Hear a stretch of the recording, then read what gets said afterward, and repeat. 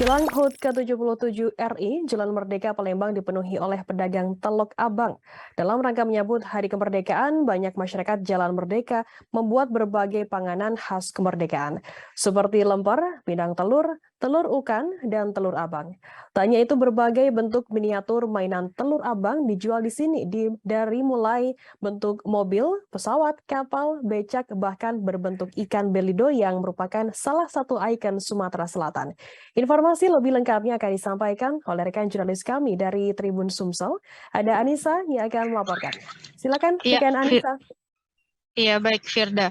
Nah, bisa diketahui pemirsa bahwa di Palembang sendiri ada salah satu budaya yang selalu ada setiap kemerdekaan menjelang Hari Kemerdekaan Indonesia, yaitu para penduduknya menjual berbagai jenis miniatur yang disebut dengan telur abang. Hal itu karena di miniatur tersebut ditancapkan telur yang berwarna merah. Kemudian tidak hanya itu, para pedagang juga menjual berbagai makanan seperti lemper, telur pindang, dan telur ukan. Nah, telur ini sendiri memiliki ciri khas rasa yang gurih dan renyah ya pemirsa. Kemudian ini semuanya ada di Jalan Merdeka, jalan di sekitar perkantoran Wali Kota Kota Palembang. Jadi di sepanjang Jalan Merdeka ini terlihat banyak sekali para pedagang telur abang berbaris untuk menjajakan dagangannya. Nah, di sini bisa dilihat ya ada beberapa pelanggan yang membeli mainan-mainan miniatur.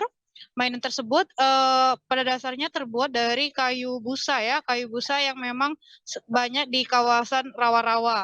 Nah, untuk miniatur ini sendiri dijual dengan kisaran harga dari 20.000 hingga ratusan ribu rupiah tergantung dengan ukuran dan bentuknya ya pemirsa. Kemudian untuk makanannya sendiri itu dibanderol dengan harga dimulai dari 5.000 saja.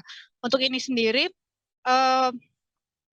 banyak warga Jalan Merdeka yang membuat miniatur dan makanan bersama-sama karena memang sejatinya di sekitaran daerah Jalan Merdeka ini banyak warga yang diwarisi oleh keturunan nenek moyang mereka yang selalu melakukan budaya tersebut apabila menjelang hari kemerdekaan di daerah Sumatera Selatan khususnya di Palembang.